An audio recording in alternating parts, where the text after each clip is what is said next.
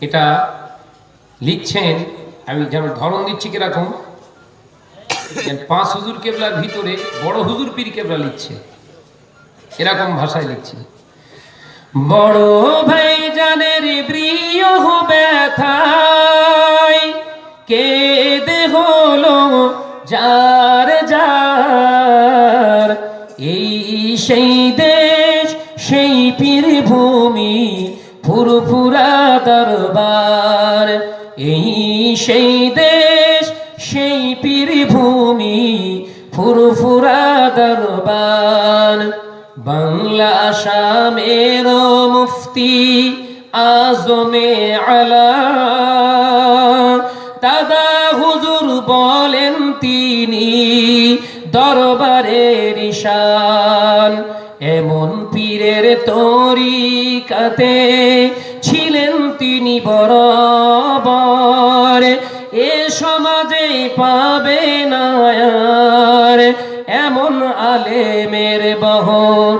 জোরে হবে না, চিল্লে হবে না, এমন আলেম আর বাংলায় আসবে না, যিনি ঘন্টার পর ঘন্টা ফার্সিতে কথা বলতে পারতেন। জোরে বলবেন না? আর আমাদের সামনে ফার্সি কেতাব তুলে দিয়ে শুধু চুল করছে, কি ফার্সি কেতাব সামনে খুলে দিয়ে শুধু চুল করছে, না কি এটা?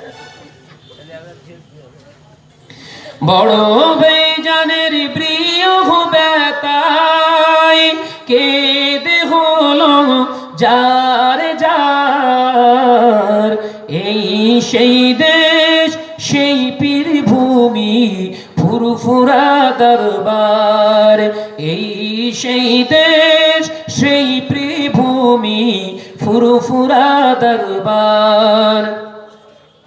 পবিত্র সেই জানাজাতে, পবিত্র সেই জানাজাতে আসে না মনুষ্যকুল, ছিল খোদার ফেরেশতারা নজর দিয়ে শোন। যদি বলবেন না, এই যে হুজুর পীর কেবলার জানাজায় আল্লাহ রহমতের ফেরেশতাও শরীক হয়ে গেছে। জোরে বলেন। যে আমি মুকাব্বের দাঁড়িয়েছিলাম সেই উজ্জ্বল পুকুর ধার, জানেন তো? উজ্জ্বল পুকুর সেইখানে আমার মুকাব্বের পড়েছিল, আমি মুকাব্বের ওখানে দাঁড়িয়েছিলাম মাঠের ধারে।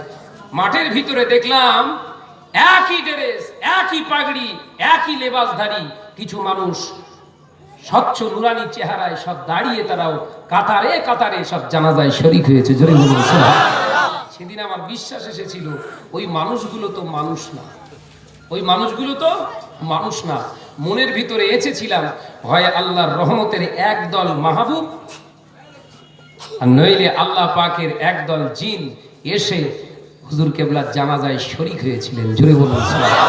জোরে হবে না? দাদা হুজুরের নয়নের মনি, দাদা হুজুর সদা সর্বদা কোনো মসলা মাসাইল যখন আসতেন, আল্লামা রুহুল আমিনকে না পেলে বলতেন, এই আমার মেজর সাহেবজাদার কাছে যাও। জোরে বলবেন না? জোরে বলবেন না? দাদা হুজুরের নয়নের মনি ছিলেন মোরশেদি, নাই তিনি আজ জমিনেতে, হয়েছে বেহেশতেরি বাসী।